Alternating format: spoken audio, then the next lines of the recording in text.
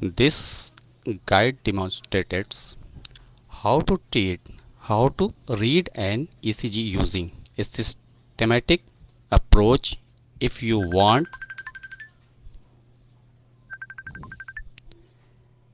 uh,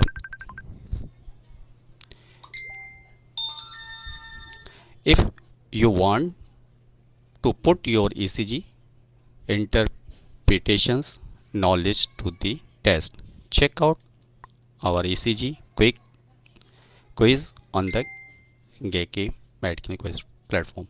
तो यहाँ पर हम ईसीजी के बारे में समझेंगे और ईसीजी इम्पोर्टेंस होता है कार्डियक फंक्शंस के लिए। कब कितना मोमेंट कार्डियक इंटरनल हो रहा है, ये हार्ट ब्रीथ जो एर्द्रम है, रिदम है, उसके बारे में पता चलता है, नोट्स के बारे में पता चलता है। तो यहाँ पर ये हम देख सकते हैं और इसके लिए हमें यहाँ पर सबसे पहले प्रोग्राम तो बहुत पहले बनाया था हमने, जिसमें A3 और B इसे से हम कंट्रोल कर सकते हैं जो इमरजेंसी कंडीशंस होती हैं। Confirm details before beginning ECG interpretations. You should check the following details: confirm the name and date of birth of the patient, match the details on the ECG, check the date and times that the ECG was performed. Step 1: heart rate. What's normal adults? Heart rates normal 60 to 100 BPM. Tachycardia 100 BPMs increase. Bradycardia decrease 60 BPM. Blood pressure monitor. Tachycardia is the medical terms for a heart rate over 100 beats per minute. ये BPM जो है heart beat पर minutes होता है। There are many heart rhythm disorders, arrhythmias, that can cause tachycardia. Sometimes it's normal for you to have a fast heartbeat. कई बार ऐसा होता है कि हमारे हार्ट बीट बहुत फास्ट चलती हुए मोमेंट्स होता है, लेकिन फिर भी नॉर्मल होता है। Include disease arterial fibrillations. यहाँ पे साइंस क्या होते हैं इनके symptoms: hypoxia, tachycardia, hypotension, restlessness, जैसे कि यहाँ पर आराम न मिलना, कंटिन्यू वर्क करना, headache, apprehensions, delirium, sudden anginal और pleuritic chest pain, splinting, retractions, peripheral edema, distance neck veins. Pathological cause जो है hypoxia, acidosis, sympathetic nerve excited, hypertension. Sympathetic nerve excited के अंदर हम EH की जो मेडिसिन यूज़ करेंगे जब मुझे इस कंडीशन में हाइपोपैक्सिया की कंडीशन में आएगा, थोड़ा डिस्टर्ब होना पड़ेगा क्योंकि हमारा दूसरा सिस्टम बंद हो गया है जिससे हम लोगों को रिसीव कर रहे थे।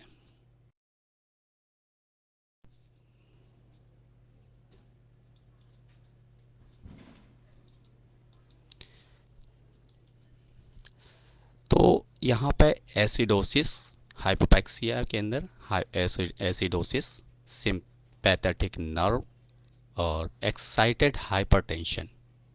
एक्साइटेड हाइपरटेंशन, किसी काज को लेके एक्साइटेड हो गए तो एक्साइटेड हाइपरटेंशन। इसमें क्या होता है, टेकिकार्डिया इनिशियल साइन, ये हाइपरटेंशन में बीटिंग बढ़ गई। अब इस कंडीशन में हाइपरटेंशन है तो यहाँ पर ब्लड का फ्लो इंक्रीज कर रहा है, कार्डियक पल्स इंक्रीज कर रही है। ऐसी कंडीशन में हम सिर्फ A3 और B से इसे मैनेज कर लेंगे। क्या है? Sympathetic nerve.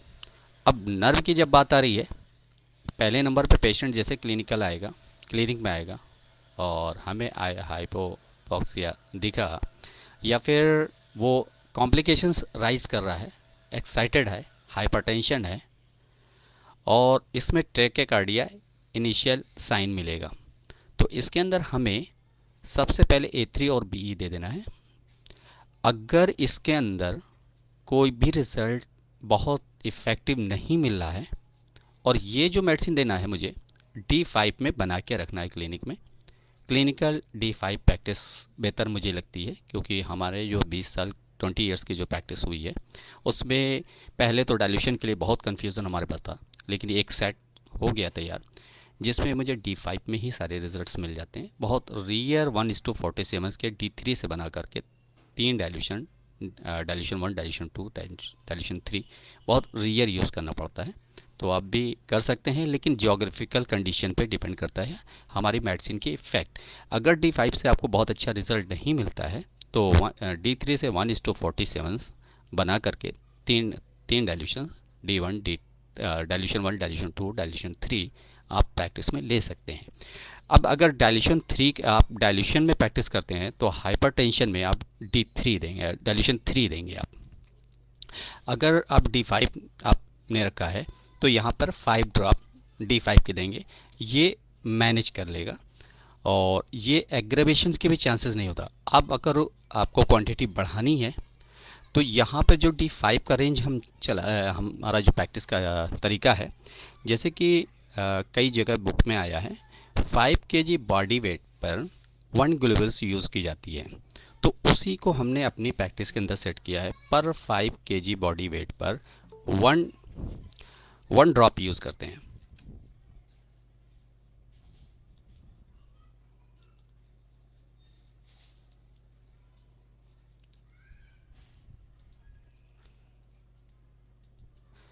पर 5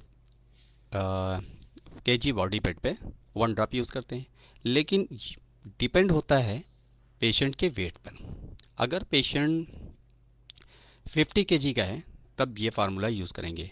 अगर वो 60 kg का है या 80 kg का है तब हम डोज को बढ़ा देंगे, जैसे 5 की जगह पे 10 ड्रॉप भी कर सकते हैं या 6 या 7 ड्रॉप भी दे सकते हैं अकॉर्डिंग कंडीशंस। लेकिन अब जब पेशेंट्स को देते हैं तो वो 50 ml में 5 ड्रॉप ही डाल के देते हैं। पर पर जो है 10 ml 1 ड्रॉप आता है। पर 10 ml पर 1 ड्रॉप यूज़ करके पेशेंट्स को देते हैं, क्योंकि ये न्यूट्रल डोज होता है पेशेंट्स के लिए। जब हम क्लिनिक देते हैं तो स्ट्रॉन्ग डोज देते हैं। तो इससे क्या होता है, जब पेशेंट्स कॉम्प्लिकेशंस के साथ क्लिनिक के अंदर आता है तो उसे इमीडिएटली रिलीफ मिल जाता है। तो पेशेंट को एक सेटिस्फैक्शन भी होता है और उसे अच्छा भी लगता है कि हम गए और डॉक्टर साहब ने बहुत जल्दी हमें कंट्रोल में ले लिया। तो यहाँ पर A3 और B है, लेकिन क्योंकि यहाँ नर्व है, बहुत अच्छा रिजल्ट नहीं मिल रहा है, तो नर्व की जो मेडिसिन है ऑल बॉडी वो है S5। इसे कभी नहीं भूलना है, कभी भी नर्व पे कहीं प्रॉब्लम्स आती है तो S5 है। और S5 जो इफेक्ट करती है वो F1 के साथ नर्व पर वर्क।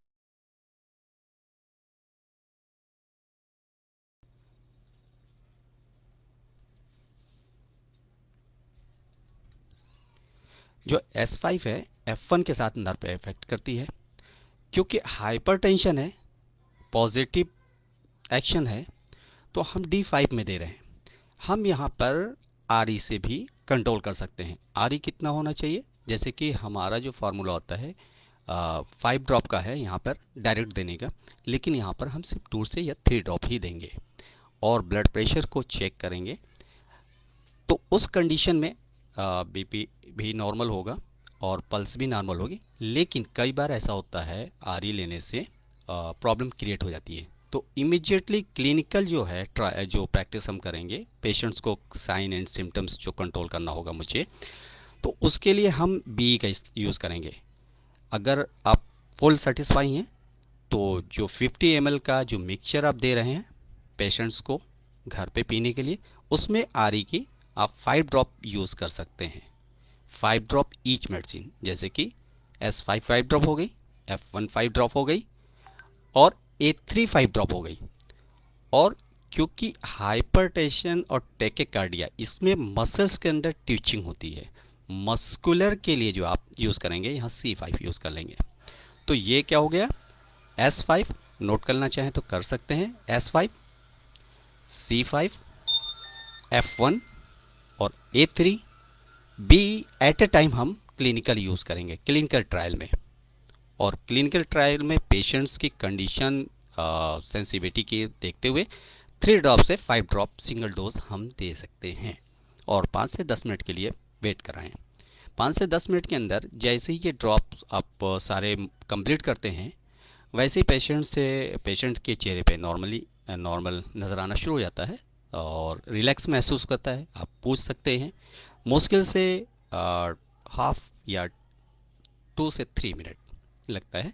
पेशेंट्स कहता है पहले से 75% बेटर हूँ। तो इस कंडीशन में यह पेशेंट बेटर हो जाता है, थोड़ा 10-15 मिनट वेट कराएं, दूसरे पेशेंट्स को देखें।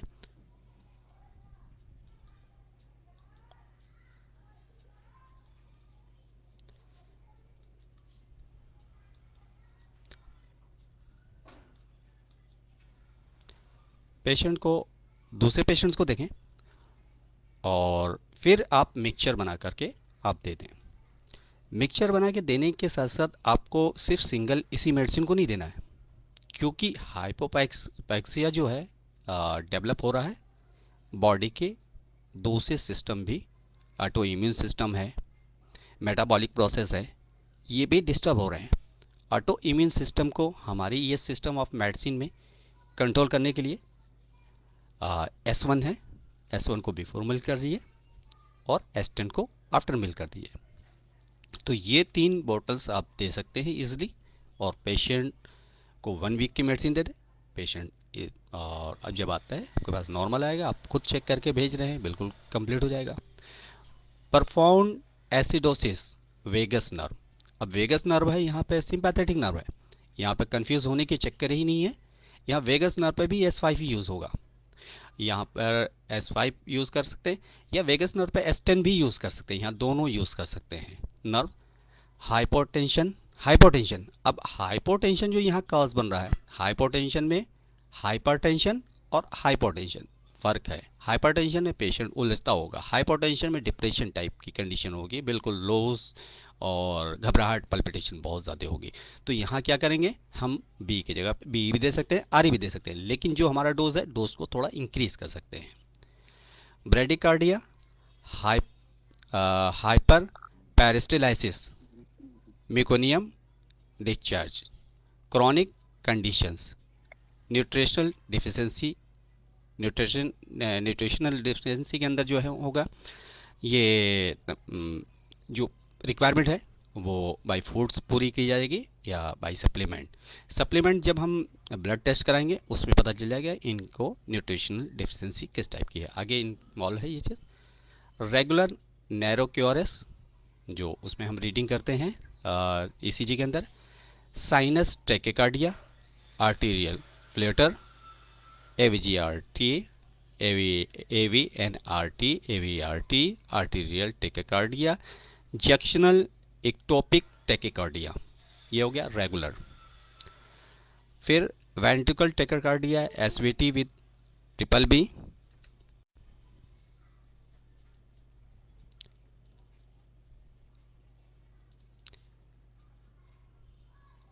इसमें थोड़ा सा आपको ऐसा लग सकता है कि बहुत ज़्यादा क्लियर नहीं हो रही है, लेकिन आगे जैसे हम बढ़ते जाएंगे क्लियरेंस बढ़ता जाएगा यहाँ पे इन चीज़ों का, क्योंकि इनके सबके एक डिस्क्रिप्शन है। जब तक डिस्क्रिप्शन को रेगुलाइज नहीं करेंगे, जब तक स्टडीज़ नहीं करेंगे, तब तक ये चीज़ें समझ में आएगी। साइनस टेकेकार्डिया क्या है ये भी आना ज़रूरी होता है। फिर SVT with triple B, paced rhythm, antidromic AVRT, pre existing SVT, wide QRS regular, narrow है और वाइड है। ये जो हम ईसीजी स्टडीज़ करते हैं उसमें आते हैं, ये आगे हम देखेंगे अभी।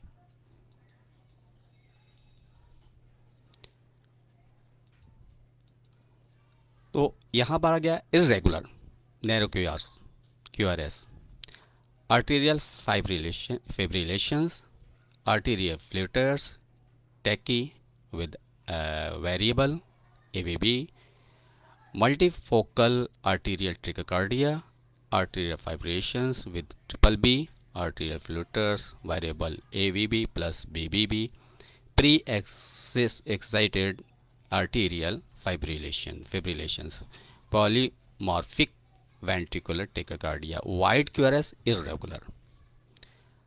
क्या है यहाँ पे? वाइड क्यूआरएस इरेगुलर और रेगुलर दोनों के। वाइड में नैरो की पोजीशन है, नैरो में और narrow irregular, wide wide irregular. Okay,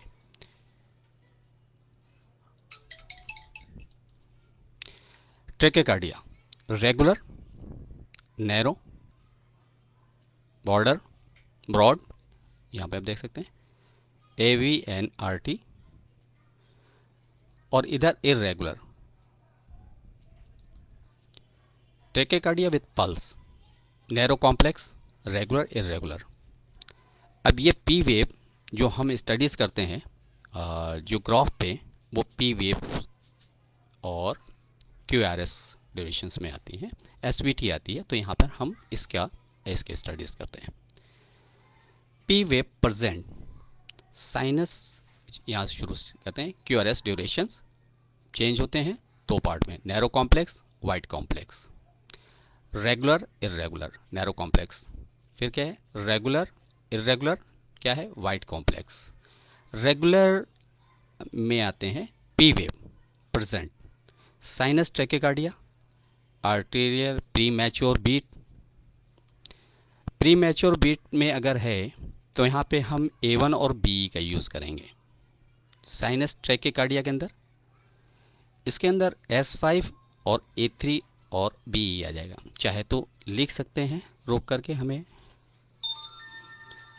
और क्योंकि अभी ये प्रोग्राम्स इसमें ऐड होंगे, जैसे कि मेडिसिन हम बता रहे हैं, आपको इन्फॉर्म कर रहे हैं, इस मेडिसिन को हम फेसबुक और व्हाट्सएप पे जैसे ही स्लाइड्स के अंदर ये इंटर करेंगे तो हम डालते जाएंगे, और बीच बीच में हम अपडेट भी करते रहते हैं प्रोग्राम्स को।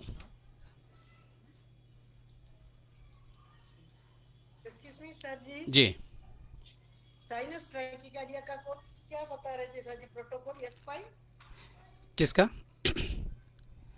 किस? Sinus tachycardia. हाँ जी, हाँ जी, हाँ, S5 A3B, okay okay.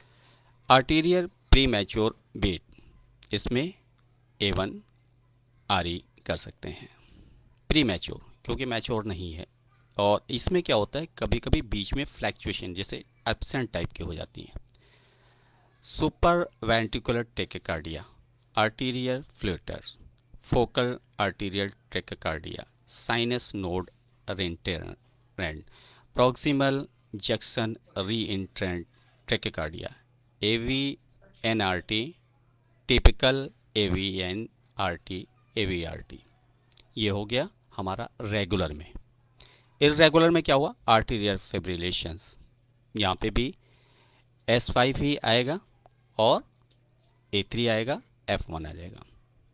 Arterial flutter. अच्छा, एक चीज़ और भी है, अगर आप भूल से भी अगर किसी दूसरी मेडिसिन, जैसे हमने S5 कहीं पे बताया और B बताया, सॉरी A3 और B बताया, आपने अगर उसमें S5 ऐड कर दिया तो D5 का रेंज हमारा ऐसा होता है, EH में इतनी खूबी है, इतना अच्छा ही है कि जिस मेडिसिन का वर्क होता है वही मेडिसिन काम करती है, बाकी साइलेंस में हो जाती है। तो यहाँ पर किसी तरीके का जो लाइफ को थ्रेटिंग मिलती है वो उस टाइप के प्रॉब्लम्स क्रिएट नहीं हो पाती, उस टाइप की प्रॉब्लम्स क्रिएट नहीं हो पाती। तो ये सबसे प्लस पॉइंट है। अगर हम किसी चीज़ को आपको एक्सप्लेन कर रहे हैं और मेडिसिन बता रहे हैं, और कभी आपने भूल चूक आपने इधर की मेडिसिन उधर कर दी, तो ये जो D5 का रेंज है ये कभी नुकसान नहीं पहुंचाएगा। या 1:47 का जो 3 डाइल्यूशंस है, हाँ इसमें थोड़ा अगर आपने स्ट्रॉन्ग डोज दिया, जैसे पॉजिटिव डाइल्यूशन दिया आपने, जैसे 1:47 का फर्स्ट डाइल्यूशन दिया, तो उससे कुछ टाइम के लिए एग्रेवेशन आ सकता है। एग्रेवेशन जैसे ही आता है आप वहाँ पर ठीक उसके अपोजिट या डब्ल्यू या S1 दे सकते हैं, फ़ौरन रिलैक्स हो जाएगा। या फिर आप क्लिनिकल वेनेगर भी रख सकते हैं क्लिनिक के अंदर। कभी भी एग्रावेशन अगर आप देते हैं ट्रायल पे किसी पेशेंट को मेडिसिन एट टाइम रिजल्ट्स के लिए, अगर उससे कुछ ज़्यादा इफेक्ट होने लगता है तो आप दे सकते हैं। दूसरे नंबर पे क्या करते हैं, आप उसी मेडिसिन के कुछ ड्रॉप्स आप एक टेस्ट ट्यूब में रखें। टेस्ट ट्यूब भी अगर आप क्लिनिक में रखते हैं लैब जैसी तो अच्छी बात है। टेस्ट ट्यूब में जैसे कि आपने 5 ड्रॉप दिया, 5 ड्रॉप एग्रेवेट कर गया आपने, ठीक 1:47 50 ml के टेस्ट ट्यूब रखे हुए हैं, उसमें 1 ड्रॉप आपने मेडिसिन डाली जो आपने पिलाई थी, उसी को बहुत अच्छी तरह शेक किया, उसमें से 15 से 20 ड्रॉप इमीडिएटली पेशेंट्स के ओरल दे दें, उससे भी एग्रेवेशन फौरन साइलेंट हो जाता है, और डब्ल्यू दे दें। और या फिर आप उस जगह पे वाई का इस्तेमाल कर सकते हैं। अल्टरनेट आप उसका एंटीडोट दे सकते हैं, आपको कहीं घबराने की ज़रूरत नहीं है। आप विनेगर रख लें, नहीं समझ में आता है विनेगर दे दें। विनेगर नहीं चलता है तो लेमन आप रख सकते हैं। लेमन तो थोड़ा सा ऐसा होता है कि बड़ा अर्थ सा लगेगा कि लेमन डॉक्टर पिला रहा है, तो बेहतर है कि हम अपनी मेडिसिन से ही एंटीडोट तैयार करें उसका। ठीक है। Arterial flutter at with the variable AV conduction multifocal arterial tachycardia. अब ये जो है एक एक जो आपने यहाँ पे देखा है रेगुलर, ठीक है, साइनस ट्रेकेकार्डिया, ये इस पे पूरा लेक्चर अलग ही है। आर्टीरियल प्रीमैच्योर बीट, ये पूरा कम से कम 20 स्लाइड का लेक्चर है इसे समझने के लिए। तो यहाँ पे हम शॉर्ट में ही दे रहे हैं। रेगुलर क्लासेस में ये सारी चीज़ें स्टडीज़ कराई जाती हैं स्टेप बाय स्टेप, और जिससे हमारी कोशिश है कि आप ऐसी प्रैक्टिस कर सको किसी से पूछने की ज़रूरत ना हो, आप इंडिपेंडेंट हो जाओ, और जो आईडीसी आपसे क्वेश्चन कर रहा है, आईडीसी को फेस टू फेस आंख में आंख डाल करके आप जवाब दे सको। और जब आप इस तरीके से उनकी थ्योरी में उनको जवाब देंगे तो वो सेटिस्फाई हो जाएंगे। और यहाँ पर हमारे साथ भी शुरू में कुछ ऐसी थी, लोगों ने प्रैक्टिस से रोकने की कोशिश की, इंक्वायरीज वगैरह कराई, ये सब सारी चीज़ें हमने उनको सामने रखी बाय कंप्यूटर, बाय मोबाइल और बाय एक्सप्लेनेशन। कई बार तो मुझे इंजेक्शन लगाने के लिए भी रोका गया और प्रेशर्स भी आए। इंजेक्शंस के लिए हमने पूरी फाइल सामने रख दी और कहा कि पूरे सुप्रीम कोर्ट की कॉपी भी रखी और कहा देखिए यहाँ पर ये सुप्रीम कोर्ट आपको रोक रहा है मेरे काम को रोकने से, और आप अगर करते हैं कंटेम्प्ट ऑफ कोर्ट्स होगा, और मैं इंजेक्शन अपनी क्लिनिक में खुद बना करके लगा सकता हूँ, ये मुझे अथॉरिटी दे रही। ये प्रैक्टिस ऑफ मेडिसिन की बुक भी ले गए, वहाँ पर प्रूफ किया, उसमें अंडरलाइन की, और मेडिसिन वहाँ पे डॉक्टर अनिल सिन्हा और डॉक्टर मंजू श्रीवास्तव आगरा की थी, उनकी बुक थी, 4-5 बुक ले गए। इंजेक्शन की जो बुक होती है इलेक्ट्रोहोम्योपैथी में वो भी ले गए, वहाँ पे दिखाया उनको। उससे फिर उन लोगों ने कहा ठीक है आप जाकर कर सकते हैं, आपको कोई रोकेगा नहीं। तो ये होती है आप जब अपने आप को प्रूफ करते हैं किसी तरीके से, तो आप प्रूफ करने वाले बने और अंदर आप 100% सेटिस्फाई करें कि प्रैक्टिस जो आप कर रहे हैं किस तरीके से कर रहे हैं, क्या कर रहे हैं। और आप जब स्टडीज़ बराबर से करेंगे तो आप लोगों की आंखों में आंख डाल करके बात कर सकते हैं और मेडिसिन के बारे में एक्सप्लेन कर सकते हैं, और फिर आपको कोई रोकेगा नहीं। कोई आपको इलेक्ट्रो, जैसे कि पहले किसी ज़माने में हम लोग नाम भी लेते थे तो बड़ा अजीब सा लगता था कि इलेक्ट्रो से हैं, और लोग बड़ी अलग नज़रों से देखते थे। लेकिन आज यहाँ पे सूरत के अंदर जो हम प्रैक्टिस कर रहे हैं, यहाँ पे सभी लोग बड़े रिस्पेक्ट, और बल्कि क्लिनिक के अंदर जो आते हैं कहते हैं हम सिर्फ उसी लिक्विड पानी वाली दवा के लिए हम आए हुए हैं। तो रिजल्ट्स मिला है, रिजल्ट्स देने के लिए। और कन्फ्यूज़न बहुत सा पैदा हो रहा है, बहुत सी बुक्स हैं मार्केट में, लोगों ने अपने अपने तरीके से देखा है। लेकिन आज इलेक्ट्रो को मॉडर्न साइंस, जो आज की मॉडर्न साइंस है जिसे एमबीबीएस एमडी वाले करते हैं, उस स्टडीज़ के अकॉर्डिंग हमें प्रैक्टिस करना है, उसी के अकॉर्डिंग खड़ा होना है। और अगर अकॉर्डिंग खड़ा होना है तो मुझे ईसीजी पढ़ना आना चाहिए, मुझे एमआरआई देखना आना चाहिए, मुझे यूएसजी देखना आना चाहिए, मुझे रिकमेंड रेफर लेटर भी लिखना आना चाहिए कि मुझे क्या चाहिए रिपोर्ट के अंदर। तब जा करके हम प्रैक्टिस उनके स्टैंडर्ड्स की कर सकते हैं, उनको सेटिस्फाई कर सकते हैं। और उनके अगर कोई क्वेश्चंस हम पे राइज होते हैं तो उन क्वेश्चंस के आंसर भी दें। तो ये हुआ। तो यहाँ पे अब आगे चलते हैं। ये आज हमारा दूसरा सिस्टम बंद होने की वजह से प्रॉब्लम हो रही है, बार बार बाहर आउट होना पड़ रहा है।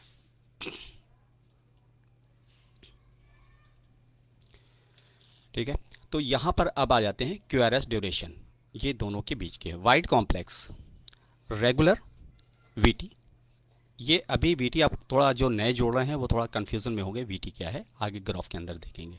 SVT with aberrancy, irregular AF with aberrancy, AF with WPW, और polymorphic VT और Trodes D pointers, P wave। आपने सुनो ECG के अंदर देखा होगा P waves आते हैं, जैसे SVT भी आता है, QRS भी आता है और AF भी आता है, AVT भी आता है। तो यहाँ पर इसी चीज़ के लिए ये किन किन कंडीशनों में बनता है ये चीज़ है। तो AVNRT और other mechanism with absent P waves. देख सकते हैं narrow complex tachycardia, here the breakdown किन कंडीशन में होगा, रेगुलर रिदम। साइनस ट्रैकेकार्डिया में the differential diagnosis, regular rhythm sinus tachycardia, arterial tachycardia, arterial flutter, AV reentrant tachycardias, accelerated junctional rhythm, irregular rhythm, arterial fibrillation, multifocal arterial tachycardia, arterial flutter with variable conductions। जो लोग नए आए हैं वो Facebook पे जाकर के हमारे आगे के जो मेडिसिन एक्सप्लेन कर चुके हैं उसके बारे में देख सकते हैं बाद में वीडियो रिकॉर्डिंग्स। और फिलहाल तो कंटिन्यू है, बीच में हम मेडिसिन जैसे से आएगी हम एक्सप्लेन करते जाएंगे। Medical condition, physiological and drugs substances, किन चीज़ों में ये टैकिकार्डिया हो सकता है।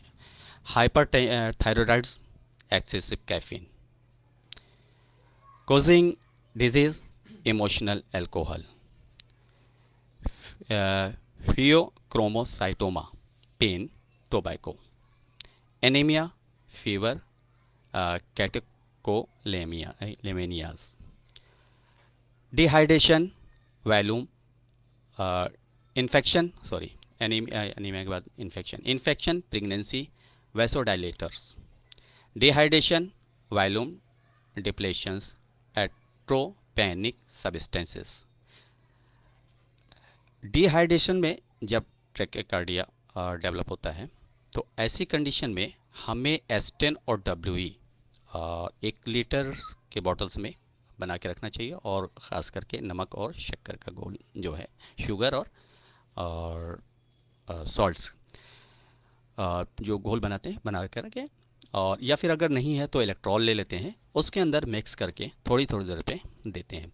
तो फार्मूला क्या रहेगा, क्योंकि मेडिसिन वहाँ पर हम बहुत स्ट्रॉन्ग नहीं दे सकते, तो मेडिसिन स्ट्रॉन्ग नहीं दे सकते तो 5 जो मेडिसिन पेशेंट्स को दी गई है, जैसे कि S10 और आपने WE दी है और C10 दिया है, तो S10 आप अलग से बना के दें और S10 और WE अलग से, और कह दें आप घोल बनाएं और या इलेक्ट्रॉल ले लें। इलेक्ट्रॉल के अंदर 1 लीटर के अंदर 10 ml डाल दें। आप 50 ml की बोतल दे रहे हैं, 10 ml डाल दें और कंटिन्यू इसी पानी को पिलाते रहें। अगर आप सलाइन चढ़ाना जानते हैं तो सलाइन भी आप दे सकते हैं, अगर जानते हैं तो। लेकिन पेशेंट्स को बहुत केयर की ज़रूरत होती है, उस वक्त राइगर आ सकता है, और बेहतर है कि हम अगर बहुत सीरियस है तो हॉस्पिटल के लिए रिकमेंड करें, वरना फिर S10 और WE से डिहाइड्रेशन कंट्रोल हो जाएगा। लेकिन डिहाइड्रेशन के लिए सिर्फ S10 देने से ही डिहाइड्रेशन नहीं जाएगा, बल्कि हमें उन्हें लिक्विड प्रोवाइड करना पड़ेगा, वाटर जो हमारा सॉल्यूशंस है वो सॉल्यूशन देना पड़ेगा, चाहे वो हम बना के दें या IV दें। ठीक है, तो S10 और WE डिहाइड्रेशन की पोजीशन पे, चाहे वो डायरिया से हो या किसी भी पोजीशन में हो, हम दे सकते हैं। Volume depletions, atropinic substances, cardiomyopathy, theophylline, panic attack,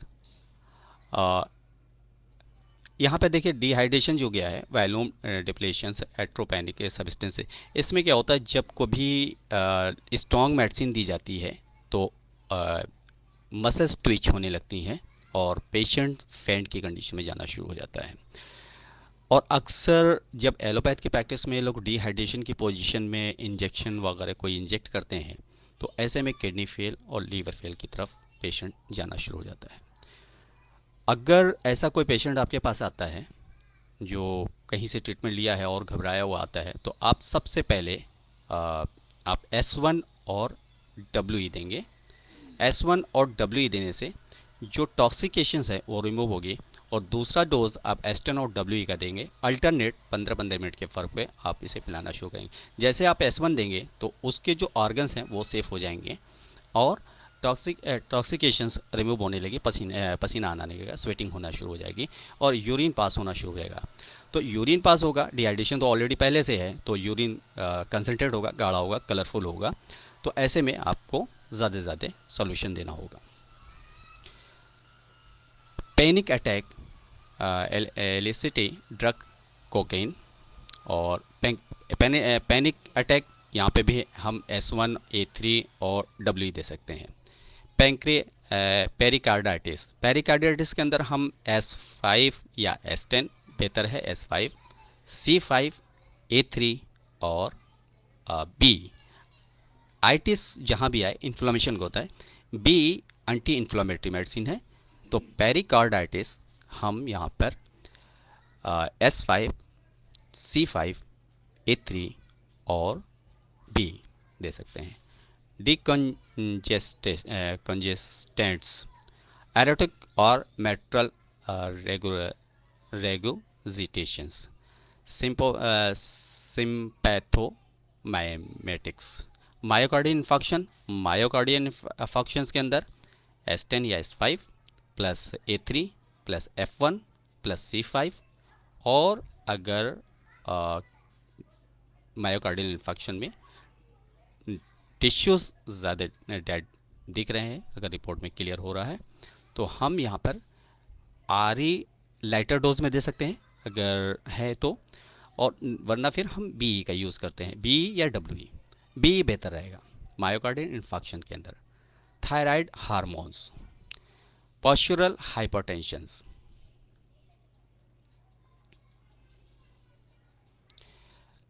table cardiac and non cardiac cause of palpitation, cardiac arterial fibrillation and flutter, arterial myxoma और नॉन कार्डियक अल्कोहल। अल्कोहल अगर पल्पिटेशंस इन्वॉल्व हो रहा है तो अल्कोहल जहां भी आए आप S1 सबसे पहले यूज़ करेंगे। आर्टीरियल माइक्सोमा, इसमें नॉन कार्डियक के अंदर एनीमिया भी कॉज होता है जब ब्लड की कमी होती है, उस वजह से भी पल्पिटेशंस इफेक्टिव होती हैं। तो यहाँ पर एनीमिया के अंदर A1 यूज़ कर सकते हैं, A1 S2 और C4 F1 और WE, ये एनीमिया के लिए बेहतर होगा। और हम एनीमिया के लिए किस टाइप की डिफिशियंसी है, एनीमिया के अंदर आयरन सिरप भी दे सकते हैं, टैबलेट फॉर्म भी दे सकते हैं और मैनेज करें ज़्यादातर जो हमारे फ्रूट्स हैं, वेजिटेबल्स हैं उनसे, क्योंकि एनीमिया जो है देखिए जो WHO रिकमेंड करता है हमारे कोर्स के अंदर भी इन्वॉल्व है, practice of health and hygiene में मैनेजमेंट बताया गया है, वहाँ स्टडीज़ कराई जाती है तो उससे अकॉर्डिंग हम यूज़ कर सकते हैं, क्योंकि हम एक न्यूट्रिशन और सप्लीमेंट दे रहे हैं तो हम विटामिन की यहाँ पे यूज़ कर सकते हैं। आर्टीरियल प्रीमेच्योर, अच्छा जो हम मेडिसिन देंगे वो प्रोडक्शन कराएगी, जो हम अगर ब्लड के अंदर बॉडी के अंदर कुछ होगा नहीं तो प्रोडक्शन कहाँ से होगा एनीमिया की कंडीशन में। तो हमें फूड्स पे, डाइट्स पे ख्याल रखना है और पेशेंट्स अगर ज़्यादा बहुत वीक है तो फिर उसके साथ हम जो एनीमिया की मेडिसिन है, जो विटामिन है वो हम दे सकते हैं। यहाँ पे ज़्यादा एक्सप्लेन नहीं कर रहे हैं उस चीज़ को, आप जानते होंगे, अगर नहीं जानते तो आप फिर हमसे आप क्वेश्चंस कर सकते हैं। Arterial premature contractions, arterial premature contractions, premature के लिए, आर्टीरियल के लिए हम क्या करेंगे, देखिए किसी भी नर्व पे कंट्रोल करना, किसी भी मस्कुलर पे कंट्रोल करना, और उसके स्ट्रक्चर फॉर्म होने में उसकी फिजियोलॉजिकल जो न्यूट्रिशन सप्लीमेंट्स के लिए जो है S5 इन्वॉल्व होती है। होल बॉडी कहीं पे भी किसी टाइप के सेल्स डेवलपमेंट में अगर कोई रोल है तो वो S5 का है। तो यहाँ पर क्या है arterial pre mature, arterial pre mature. तो यहाँ पर हम S5 कॉन्ट्रैक्शंस है, कॉन्ट्रैक्शंस बराबर नहीं हो रहा है, प्री मैच्योर है, तो यहाँ पर S5A1 और C5 और RE या B कॉन्ट्रैक्शंस है, सिकुड़ रही है, सिकुड़ रही है, इसको मुझे डायलेट करना है। तो डायलेट जो करना है प्री मैच्योर पहले से ही हो जा रही है, तो इससे अगर मुझे रेस्ट में जाना है, देना है, रिलैक्स करना है, तो यहाँ पर हम RE इस्तेमाल करेंगे आर्टीरियल प्री मैच्योर कॉन्ट्रैक्शंस में। तो क्या हो जाएगा S5A1 और RE। और ये क्यों हो रही है प्री मैच्योर? क्यों? ये जो नर्वस सिस्टम हमारा, इससे जो ट्रांसमिट होना चाहिए सिग्नल्स, वो सिग्नल्स बिफोर दे रहा है, तो इसलिए प्री मैच्योर हो रही है कंट्रैक्शन। जब कंट्रैक्शन होना चाहिए तब नहीं हो रहा है, उससे पहले हो रहा है। तो हमें क्या है यहाँ पर जो क्योर करना है, वो मुझे नर्वस सिस्टम की सप्लाई को, उसकी एनर्जेटिक कंडीशंस को मुझे मेंटेन करनी है। क्यों? एट ए टाइम जब चाहिए तभी होना चाहिए, कार्डियक की जब डिमांड हो तभी होना चाहिए, उससे पहले नहीं होना चाहिए।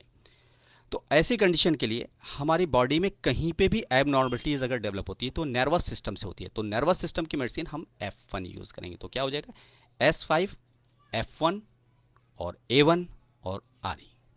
ओके, तो ये प्री मैच्योर कॉन्ट्रैक्शंस नॉर्मल हो जाएगा। अगर RE नहीं देना चाहते हैं, कहीं नहीं समझ में आता, तो WE दे दें आप। Okay, anxiety stress, anxiety stress के अंदर भी S1 C1 या C17 ले सकते हैं। एनेक्सिटी जो है हाइपोथैलेमस ग्लैंड से प्रोड्यूस हो जाती है, तो S1 दे सकते हैं, S1 C17 प्लस F1 और प्लस A1 और प्लस WE या B। स्ट्रेस के अंदर भी सेम चीज रहेगी। आर्टेरियो वेंट्रिकल रेंट्री, ये beta block withdrawal, arterioventricle tachycardia, caffeine, caffeine cause होगा। Autonomic dysfunctions, cocaine non cardiac में। कार्डियोमायोपैथी एक सीधा सीरियल में हम ले लेते हैं। Long QT syndrome, multifocal arterial tachycardia, multifocals में भी हम, मल्टीफोकल्स अगर आता है तो A3 यूज कर लेंगे। सिक साइनस सिंड्रोम, सिक साइनस सिंड्रोम, साइनस मीन्स झिल्ली, जो मेम्ब्रेन होती है, जो स्पेस होती है दो मसल्स के बीच में, या दो जो अटैच्ड होते हैं स्किन के लिए, या दो परतों के बीच की, साइनस कहते हैं झिल्ली मेम्ब्रेन को। तो यहाँ पर सिक साइनस सिंड्रोम, सिक साइनस सिंड्रोम में भी हम S5A3 और यहाँ पर हम WE यूज करेंगे। Super ventricle tachycardia, vulvar heart disease, ventricle premature contractions, ventricle tachycardia. Non cardiac क्या है? अल्कोहल है, एनीमिया है, एनेक्सिटी स्ट्रेस है, बीटा ब्लॉकर विड्रॉल है, कैफीन है, इसका कॉज बनती है, कोकीन है, एक्सरसाइज है। ये क्या है, एक्सरसाइज अभी कभी नहीं किया है और इमीडिएटली किया तो उस पर हो सकता है। और अगर आदत नहीं है किसी वर्क को करने की और लॉन्ग टाइम तक किसी वर्क में इन्वॉल्व रहा तो उस वजह से भी हो जाए। एक्सरसाइज बहुत ज़्यादा मेहनत हो जाती है एक दिन में, जैसे कि अभी आप कहीं पैदल ना चले हों, बहुत ज़्यादा पैदल चलना पड़ गया हो, तो उस कंडीशन में भी ये पल्पिटेशन हो जाती है। फीवर के कंडीशन में होती है जो नॉन कार्डियक होते हैं। मेडिकेशंस, कोई मेडिसिन लेने पे कहते हैं घबराहट हो गई है, तो उस कंडीशन में निकोटीन की वजह से हो जाते हैं। कभी सिगरेट वगैरह ज़्यादा पी लिया, चाय वगैरह ज़्यादा होगी तो उस कंडीशन में भी होगी। Paget disease of bone, bone disease के अंदर हो सकती है।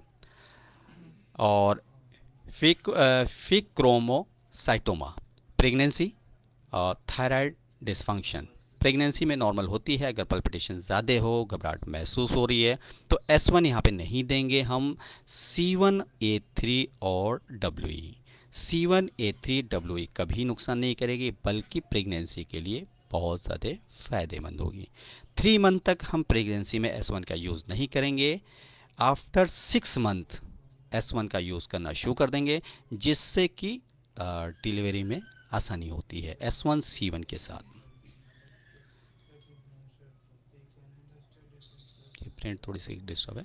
साइनस टैकिकार्डिया के लिए आप देख सकते हैं ऐसे नोट्स जो आपने ऊपर देखा है, एवी नोड और पेट्रन, एक्टोर और वेंट्रिकल और आर्टियम। Normal heart, deoxygenated blood from body, vena cava CAVA nodes, right आर्टियम में आता है। Deoxygenated blood from body, body से आ जाता है। और tricuspid valve, right ventricles pulmonary arteries में चला जाता है, deoxygenated blood to the lung. Okay, oxygenated blood from lungs, pulmonary, veins, left आर्टियम, mitral valve, left ventricle, aorta. Oxygenated blood to body, arterial fibrillations, arterial floaters, AV node। यहाँ पे देख सकते हैं AV नोड्स कहाँ पे हमें फिट करना होता है, पोजीशन जो स्टडीज करते हैं। आर्टेरियो वेंट्रिकल्स रेंट्रेंट टेकिकार्डिया, ये पोजीशंस है। आर्टेरियल फ्लोटर्स यहाँ पे डेवलप होता है। आर्टीरियल फाइब्रिलेशंस यहाँ पे आता है। तो यहाँ पे कंफ्यूज होने की नहीं ज़रूरत है। ये फाइब्रिलेशन में हम S5, A3 और B यूज़ कर सकते हैं, W भी दे सकते हैं यहाँ पे। आर्टीरियल टेकिकार्डिया के अंदर भी हम टेकिकार्डिया के अंदर हम F1 यूज़ करेंगे, सेम मेडिसिन रहेगी।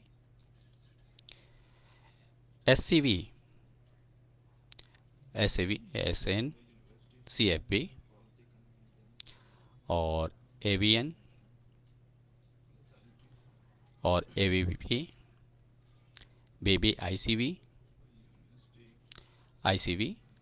ये PPT हम प्रोवाइड कर देंगे, आप लोग फुर्सत से इसे देख लेंगे या प्रिंट निकाल लेंगे तो आपको इजीली समझ में आएगी। PFL, APD, CL, LDD और DE, ये आप देख सकते हैं यहाँ पर SN। AVN, PFN। Cardiac excitations and the ECG, SAN 034 SAN। आर्टेरियम ये नॉर्मल रेंज में है, चल रही है यहाँ पे। AVN 123 Purkinje, okay परकिंजी।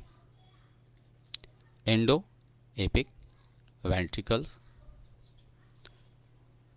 200 minute M second metre second EP। ECG lead. R देख सकते हैं R कहाँ पे आ रहा है, P Q S T, ये आगे देख सकते हैं कहाँ पे बन रहा है। Depolarization, repolarization, membrane potential,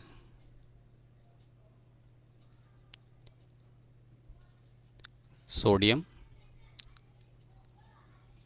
calcium और पोटेशियम, ये कार्डियक मसल्स को मूवमेंट दे रहे हैं। ऐसे nodes, AV nodes and threshold. Pacemaker potential, pacemaker हमारी बॉडी में नेचुरल तरीके से होता है, ये जब फेल हो जाता है तो मुझे अलग से चिप्स की ज़रूरत पड़ती है, ये आप देख सकते हैं। Ventricle tachycardia ECG, abnormal electrical signals in the ventricle. Abnormal signals हैं, एबनॉर्मल सिग्नल्स आ रहे हैं तो इसके लिए क्या करना होगा, मुझे सिग्नल्स को नॉर्मल करना पड़ेगा। यही सिग्नल्स हम यहाँ पे स्टडीज़ करेंगे। ये तो आज शुरुआत है, कल भी ये रहेंगे, सॉरी आज तो संडे है ना, तो नेक्स्ट संडे को भी कंटिन्यू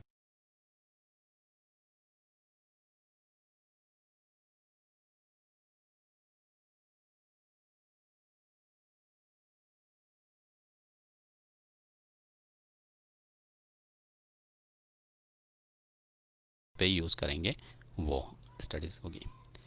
नॉर्मल साइनस रिदम बिल्कुल नॉर्मल है, देख सकते हैं सारी चीज़ें प्रॉपर से हो रही है। नॉर्मल हार्ट की पोजीशंस यहाँ पे समझना ज़रूरी होता है।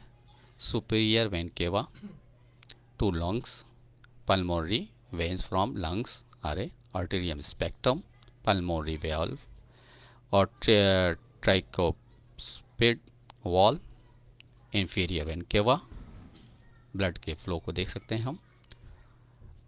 एवो to lungs, pulmonary veins from lungs, left arterium, mitral valve, aortic valve, left ventricle, left ventricular septum, oxygen rich blood जो रेड है ऑक्सीजन रिच ब्लड है, ऑक्सीजन पुअर ब्लड इसमें ऑक्सीजन नहीं है, ना के बराबर है। LV left ventricle, RV right ventricle, LA left आर्टियम, RA right आर्टियम, एओ ऑल्टा, अपीए pulmonary arteries. Normal heart beat देख सकते हैं, ट्रैकिकार्डिया के अंदर कितना फर्क आ रहा है, मोमेंट्स कितना आ जाते हैं। एब नॉर्मल इम्पल्स क्या पे हो रही है, ये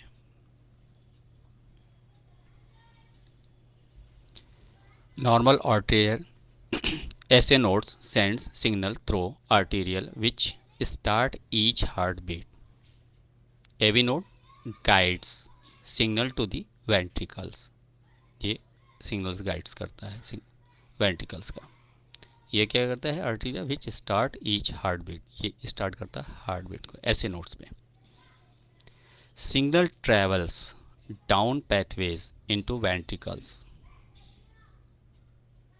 इनके मूवमेंट्स पे ये कॉन्ट्रैक्शन एंड रिलैक्सेशन पे ही डिपेंड करता है हमारे ब्लड फ्लो, और इनमें एबनॉर्मलिटी होने पे, ये कंजेक्ट होने पर या डायलेट होने पर हमारे ब्लड प्रेशर हमारे बॉडी पे इसका बहुत ज़्यादा इफेक्ट पड़ता है।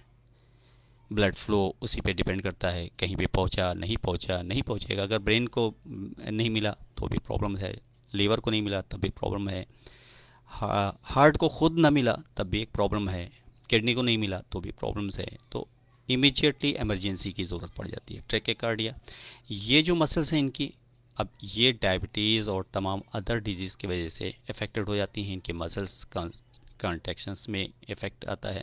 तो ये हम ईएच की मेडिसिन से इनके मसल्स को रीएस्टैब्लिश रिफॉर्म करते हैं, तो इसका रिकंस्ट्रक्शन करते हैं। जब ये डैमेज होती है या इनके बीच के अंदर कोई कम्युनिकेशन गैप होता है तो हम F1 के ज़रिए करते हैं। इनका मूवमेंट A3 है, central circulatory system cardiac system की मेडिसिन है। A3 को जब हम S5 के साथ मर्ज करते हैं, प्लस करते हैं, ऐड करते हैं, तो यहाँ का जो इनकी जो टिश्यूज़ के न्यूट्रिशंस हैं, ये प्रॉब्लम्स तभी आती है या तो इसमें कोई चीज़ एक्सेस डिपॉजिट हो या कोई चीज़ यहाँ पर डिफिशिएंसी क्रिएट हो, तभी ये मसल्स प्रॉब्लम्स क्रिएट होती हैं। तो इसे जब हम S5 के साथ मिक्स करते हैं A3 को, तो A3 का 3 काम होता है हार्ट पूरी बॉडी को वर्क देने का। एक ऑक्सीजन, न्यूट्रिशंस और एसेंशियल एलिमेंट्स को प्रोवाइड करना, सेल्स को न्यूट्रिशन सप्लाई करना। दूसरा काम होता है ड्रेन सिस्टम को जनरेट करना, जो ट्रांसपोर्ट होकर के न्यूट्रिशन सप्लीमेंट सेल्स तक गए हैं, वो मेटाबलाइज हो गए हैं, वो डाइजेशन हो गए हैं, उनका डाइजेशन हो चुका है। अब उसमें से वेस्ट निकला है, तो वेस्ट कहाँ से जाता है, वो वेनस सिस्टम से जाता है, ड्रेनेज सिस्टम से। तो ड्रेन सिस्टम को ऑपरेट करता है। जब ड्रेन सिस्टम ऑपरेट होता है तो ये दोनों बैलेंस हो गया, न्यूट्रिशंस मिल रहा है, ड्रेन भी हो रहा है, तो फिर यहाँ पे कोई प्रॉब्लम्स क्रिएट होने वाली नहीं है। अब बॉडी के अंदर कोई एक्सेस केमिकल आ गया है, एक्सेस चीज़ बॉडी के अंदर प्रोड्यूस हो रही है, लीवर उसे मैनेज नहीं कर पा रहा, तो लीवर के लिए हम आफ्टर मील S10 देते हैं, वो मैनेज करता है। S5 दे रहे हैं तो यहाँ सेल्स भी मैनेज हो रहा है, वहाँ लीवर भी मैनेज हो रहा है, जैसे कि डायबिटीज़ के केसेस में होता है, या फैटी लीवर के या HDL के बढ़ने पे, जैसे कोलेस्ट्रॉल बढ़ जाने की प्रॉब्लम्स की वजह से प्रॉब्लम क्रिएट होती है, या फैट्स बढ़ जाने के लिए, तो वो लीवर से मैनेज करते हैं हम लोग, लेकिन मैनेज यहाँ पे होता है साथ में। ट्रैकिकार्डिया, signal start and travel around inside the ventricles. यहाँ पे आप देख सकते हैं ट्रैकिकार्डिया के अंदर क्या होता है, signal start and travels around inside the ventricles, यहाँ पे सिग्नल स्टार्ट होते हैं, यहीं पे मूवमेंट होकर के रह जाता है, और जिसके वजह से कार्डियक के रिलैक्सेशन और कॉन्ट्रैक्शंस में प्रॉब्लम पैदा हो जाती है, और इसमें फ्लो पे इफेक्ट पड़ता है, बीटिंग पे इफेक्ट पड़ता है। ओके, अब कोरोनरी आर्टरी डिजीज, ये हम नेक्स्ट प्रोग्राम को नेक्स्ट सेशन में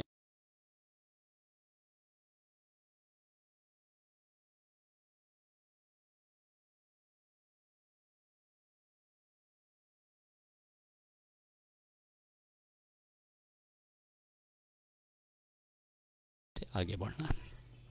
okay, any doubts questions? Hello hello, जी बोलिए। हेलो सर जी बोलिए। सर ये